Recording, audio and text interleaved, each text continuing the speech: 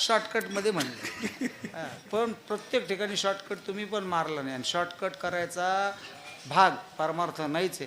जो परमार्थात शॉर्टकट आणतो त्याला सगळ्या गोष्टीला शॉर्टकट बसतो. म्हणून परमार्थ आता वेळ कमी राहायला म्हणून म्हणले, पण आवडलं मला, आनंद आहे. हे कळलं पाहिजे हो, परमार्थात आणि प्रपंचातली सांकेतिक भाषा कळली पाहिजे. आता विनोद म्हणून नाही, पण मी महात्म्याच्या मुखातून ऐकलंय. 4 वारकरी घरी आले, घर वारकऱ्याचं बाईनं असं डोकून पाहिलं, त्यांनी अशी बोटं केले 4. तिला कळलं चहा टाकायचं. चहा केला आणि म्हणली अहो हा उठला चहा 4 वारकऱ्याला चहा पाजला, वारकरी निघून गेले. पण ज्या घरात ही भाषा कळत नाही नवरा बायकोला सांकेतिक भाषा, ते माणसं घरी आले आणि तिनं वाकून पाहिलं आणि अशी बोटं दाखवली. ती म्हणली बोटं काय दाखविता? तुमचा प्रपंच मातीत आणि तुमचा परमार्थ मातीत. म्हणून ही भाषा सांकेतिक आहे, ही कळली पाहिजे, आहे की नाही. मृदंगवाल्याचं महाराजाकडे लक्ष पाहिजे, पेटीवाल्याचं महाराजाकडे लक्ष, महाराजांचं सगळ्याकडे लक्ष पाहिजे. त्यांना नुसतं मी म्हणलं मला जरा लांबून बोलायचं होती, इथे येऊन त्यांनी ॲडजस्ट करून दिला. मी भाषा सांकेतिक आहे, तुम्हाला न सांगताच कळालं म्हणजे तुम्ही तर सगळ्यापेक्षा हुशार, चांगली गोष्ट आहे. मग ती गेली वर, तिकडं काय आनंद झाला सगळा. आणि मग सगळेजण दर्शनाला येऊ लागले. ते पोरगं पाहिल्यावर असं व्हायचं महाराज की चित्तवृत्तीच त्याच्याकडे राहायची. त्याच्यापाशी गेलं की आपण मोकळा होऊनच यायचो, अशी गंमत. जो तो जेल त्याला भेटलो, काय त्या नंदाच्या पोरी घरी पोरग जन्मलंय, काय त्या यशोदेला पोरग झाले, हे सगळं म्हणजे तोंडातोंडी इतकी बातमी पसरली की जे ते दर्शनाला लागले. आणि मग ते लेकरू सगळ्यांना आवडायला लागलं. ते आवडण्यासारखंच लेकरू होतं. म्हणून एखाद्या कसंही असणारं लेकरू आईला सुंदर असतं. एक दिवस बिरबल आणि अकबर फिरायला निघाले नेहमीसारखं. आणि बिरबलाला सांगितलं अकबराने म्हणले बिरबल उद्या येताना या आपल्या राजधानीत जग सगळ्यात सुंदर मूल आहे असं मूल घेऊन ये. बिरबल म्हणला काय हरकत नाही. आणि दुसऱ्या दिवशी कपड्यात गुंडाळलं आणि राजा ज्या सिंहासनावर बसतो त्या सिंहासनावर ते पोरग दिलं, आणलं कपड्यात गुंडाळून.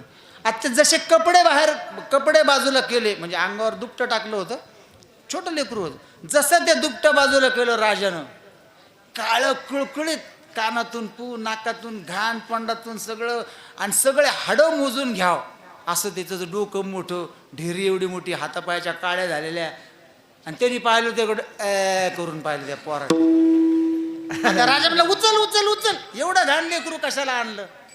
तुला मी सुंदर आणायला सांगितलं होतं, तू एवढं घाण लेकरू कशाला आणलं?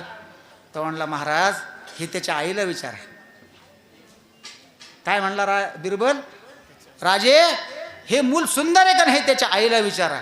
मूल कसंही असलं तर आईला सुंदरच असतं. लेकुराची हितवा हे माऊलीची चिंता, ऐशी कळवळ्याची जाती, ऐशी कळवळ्याची जाती, हितवा हे माऊलीची चिंता, ऐशी कळवळ्याची जाती, ऐशी कळवळ्याची जाती, ऐशी कळवळ्याची जाती, ऐशी कळवळ्याची जाती, ऐशी कळवळ्याची जाती, ऐशी कळवळ्याची जाती. लेकुराची हितवा हे माऊलीची चिंता, ऐशी कळवळ्याची जाती, ऐशी कळवळ्याची जाती, ऐशी कळवळ्याची जाती, ऐशी कळवळ्याची जाती, कळवळ्याची. याला कृष्ण खोड्या म्हणायचं बरं का. म्हणजे कीर्तन महाराजांना वाढवावं. कसं आता वाढवा तर म्हणता येत नाही, मग प्रमाण द्यायचं. म्हणजे महाराज काहीतरी बोलला पाहिजे 2 शब्द. नाही माझ्या लक्षात आले, मला एक सवय, मी जिल्हा परिषदला शिक्षक आहे, शाळा बरोबर सुटती वेळेवरच. 5 मिनटं घेतले मी, फक्त 5च मिनटं कीर्तन केले. मला माहिती आहे तिकडं सगळं तयार आहे, पण काय माहिती का काल्याच्या कीर्तनाचं वैशिष्ट्यच आहे. मी सोनईला कीर्तन करत होतो, तिथल्या लोकांनी आज्ञा घेतली, म्हणले महाराज 10च्या ऐवजी दुपारी 3ला कीर्तन सुरू केलं चालेल का? म्हणलं करावं. म्हणले पंकजाताई येणार आहे, त्यावेळेस त्या ग्रामविकास मंत्री होत्या. आम्ही 3ला कीर्तन केलं. दर अर्ध्या तासांची चिठ्ठी, महाराज अजून अर्धा तास, महाराज अजून अर्धा तास. आता कीर्तनाला 10-20 हजार लोक असतील, ते कीर्तनाला नव्हते आले, ते ताईसाठी आले. हां सांगायचं काय, 7 वाजले तरी कीर्तन चालू. आता कीर्तन काय, एक गोष्ट सांगितली की वाढलं. कीर्तनकाराचं भांडवल खूप असले की त्याला गरज पडत नाही. 7 वाजले शेवटी चिठ्ठी आली, ताई येणार नाहीत, कीर्तन आटोपलं गेले गेले.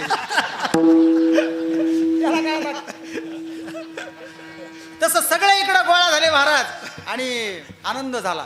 कृष्ण हळूहळू वाढू लागला, मोठा झाला, रांगायला लागला. रांगता रांगता सगळ्या घरातलं नाच दूध कर, दही दूध खा. आणि मग एक दिवस ती त्याची काळजी घ्यायची खूप. पण एक दिवस काम करत असताना कशी तिला भूल पडली काय माहिती. कृष्ण आपल्या जवळ आहे असं समजून ती बराच वेळ त्याचा आवाज आला नाही. मग एकदम तिच्या लक्षात आलं की माझं लेकरूचा आवाज मला येईना. आणि मग ती उठली हातातलं काम सोडून आणि वाड्यात पाहायला लागली. एवढा 40-50 खानांचा आपल्या खोल्यांचा वाडा, सगळीकडे पाहती बिरबिर बिरबिर. आता लेकरू दिसणं. मग घाबरली. मग वाड्यातून अंगणात आली, अंगणात दिसणं, अंगणातून बाहेर गल्लीत आली आणि जिस्ताल त्याला विचारू लागली, माझा कृष्ण देखिला का गे, माझा काना देखिला का गे, कुणीतरी सांगा गे, कुणीतरी सांगा गे, कोणीतरी सांगा गे, कोणीतरी सांगा गे,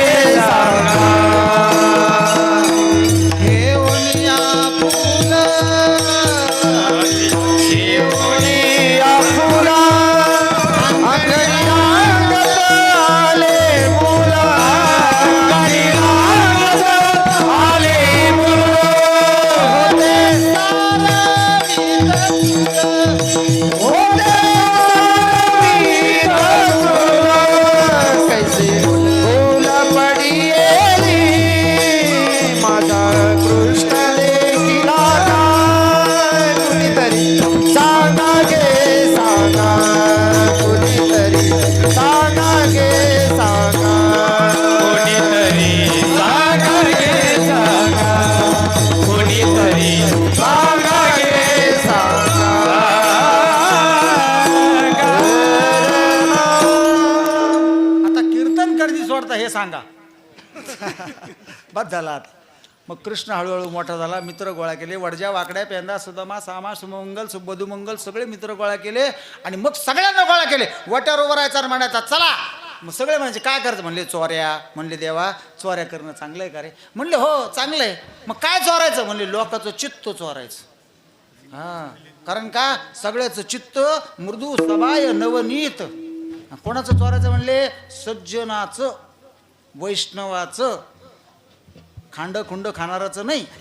हां हां, महाराज म्हणले मृदू सबाय नवनीत. नवनीत म्हणजे लोणी. कुणाचं चित्त चोरायचं. तैसे सज्जनाचे चित्त. मग सगळ्या गवळीन तशाचं म्हणले चला आता आपण चोऱ्या करू. चोऱ्या करायच्या. दही दूध खायचं, लोण्याचं सगळं खायचं, उरलेलं सगळं टाकून द्यायचं. मग सगळे गारणे यायला लागले यशोदेकडं. सगळेजण म्हणायला लागले तुझ्या कृष्णाला काही सांग. मग कृष्णाला एक दिवस बोलवलं. म्हणले कृष्णा अरे शाळेत जा. म्हणलं आता जाणार नाही. जर गेलं तर गुरुजीची धडगत नाही. म्हणले मग आपल्या गाई येत नाही. म्हणले 9 लाख सगळ्याच्या सगळ्या गाई जातो घेऊन. सगळ्या गाई घेतल्या. मित्रांना बोललं. म्हणले तुमच्या पण गाया आणा. सगळी गाया घेतल्या. अरे तुम्ही गाया घेऊन सारे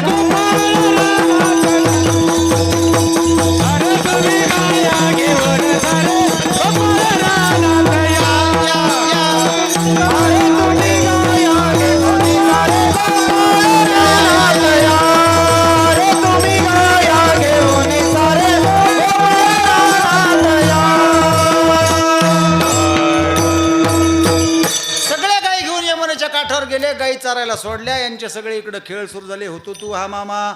वेगवेगळे प्रकारचे खेळ सुरू झाले. खेळता खेळता सगळ्यांना दमले. सगळे अंगातून घामाच्या धारा लागल्या. आणि मग म्हणले देवा आता भूका लागल्या. देव म्हणला भूक लागली. पण एक जण म्हणला देवा खूप अंगातून घाम आलाय. सगळा अंग असं चिकट चिकट झालंय. सगळा वास यायला लागलाय. मग म्हणे आंघोळे करू. मग सगळ्यांनी कपडे काढले. दनादन यमुनेच्या पाण्यात उड्या मारल्या.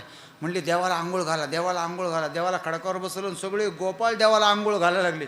काही गोपाळ देवाचं अंग चोळायला लागले. आणि अंग चोळता चोळता देवाच्या अंगावर मळ निघाला. आणि मळ निघाल्यावर ते अंग चोळणारे म्हणले देवा काय घाणेरडा आहे, तू आंघोळ करतो का नाही. सगळ्या वळखट्या तुझ्या अंगावर निघायला लागल्या मळाच्या. तिथं सुदामा होता. त्याने ती एक वळकटी उचलली अशी देवाच्या अंगावर पडली. आणि अशी करून वास घेऊन पाहिला. अरे येडेच रे म्हणले तुम्ही. अरे वळकटी होय. अरे चंदनाची उटी देवाच्या अंगाला लावलेली. आज चैत्र शुद्ध दशमी आहे पहा. आणि चैत्र शुद्ध दशमी, चैत्र वद्य दशमी, वैशाख शुद्ध दशमी आणि वैशाख वद्य दशमी या 4 दशम्याला विजय पांडुरंगाला, नाथ महाराजांच्या समाधीला, पांडुरंगाला, ज्ञानोबरायाच्या समाधीला उटी लावली जाते. आता दुपारी 3ला गेलं की मी स्नान करणार आहे. गोरोबा काकाला माहिती आहे मी स्नान करणार आणि देवाच्या अंगाला चंदनाची उटी लावायला मंदिरात जाणार. तर ते सगळे गोपाळ म्हणले त्या पाहिजे कृष्ण आता विठ्ठल विठ्ठल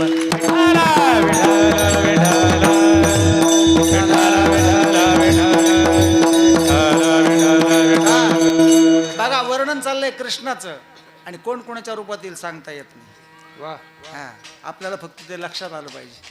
देवाच्या अंगावरच्या वळकट निघाल्या. सुद्धा म्हणला वळकट नाही चंदनाची उटी. बाकी सगळे त्याच्याकडे पाहायला लागले. म्हणले अरे तू ब्राह्मण आहे म्हणून तुला चंदन कळत बाबा, आम्ही बहुजन माणसं आम्हाला कधी चंदन कळावं. त्याच्यातलं 52 नंबरचं कोणतं, साधं कोणतं, बांधावचं कोणतं. हे पहा कृष्णचरित्र इतकं गोड आहे ना, तुम्ही ठेवून पहा. काय जास्त नाही, 1,00,000-2 लाख लागतील फक्त. माणसं ऐकायला. तुम्हाला काय वाटलं कृष्णचरित्र जर मी केलं तर मी म्हणलं 1,00,000-2 लाख लागतील फक्त. तुम्हाला काय वाटलं, तुम्ही हसले तर? मी माणसं लागतील म्हणलं ऐकायला. पण आज जे सांगितलं नाही मी ते उद्या सांगणार नाही. मला वैशिष्ट्य सांगायचं नाही माझं. मग काय स्नान केलं आणि मग सगळ्यांनी आपल्या आपल्या शिदोऱ्या आणल्या. देवानी खडक स्वच्छ धुतला. त्या खोलगट अशा भागामध्ये सगळ्या शिदोऱ्या टाकल्या. देवानं आपल्याजवळची शिदोरी काढली त्याच्यात टाकली आणि त्याला असं हलवलं. त्याचा प्रसाद तयार झाला. आता कुणाचं काय आणि कुणाचं काय काही नाही, सगळं एक जीव झालं. म्हणजे आपला जीव आणि देवाचा असणारं ब्रह्म एकत्र झालं आणि त्याचा वास वर गेला. वरचे म्हणले खाली भानशिवऱ्यात काय चाललं?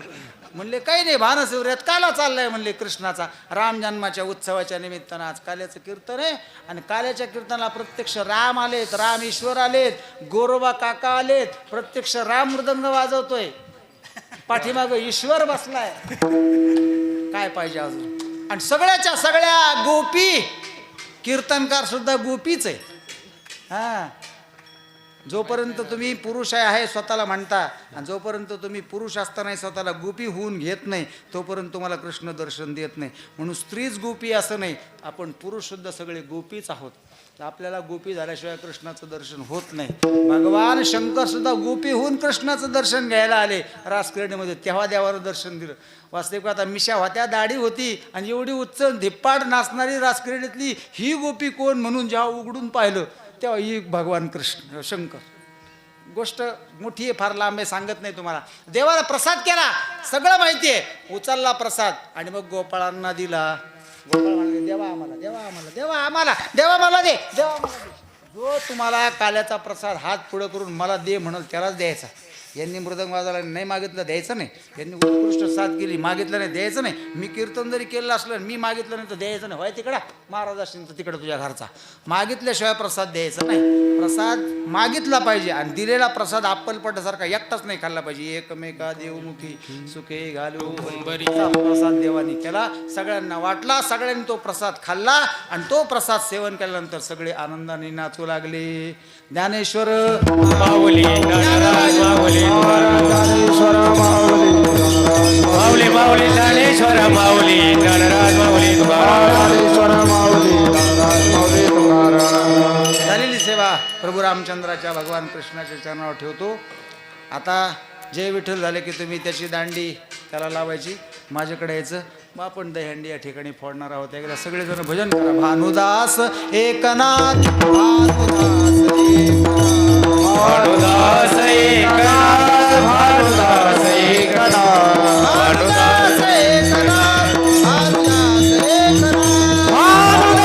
एकनाथ, भानुदास एकनाथ, भानुदास एकनाथ, भानुदास एकनाथ, भानुदास एकनाथ, भानुदास एकनाथ, भानुदास वा. शांती ब्रह्म संत एकनाथ महाराजांच्या राहत्या वाड्यात जिथं भगवंतानं पवित्र रांजणात पाणी भरलेलं आहे. बस त्या मंदिरात तुम्ही आलात की डाव्या हाताला रांजण आणि उजव्या हाताला जे दार आहे ते माझा वाडा आहे. आपण सगळ्यांनी नाथांच्या दर्शनाला या. माझ्याही वाड्यात या ही तुम्हाला विनंती करतो आणि वाणीला पूर्ण विराम देतो. पुन्हा एकदा सगळ्यांना धन्यवाद देतो. घरी येण्याची विनंती करतो आणि कीर्तनाचा शेवट करतो. विठ्ठल जय.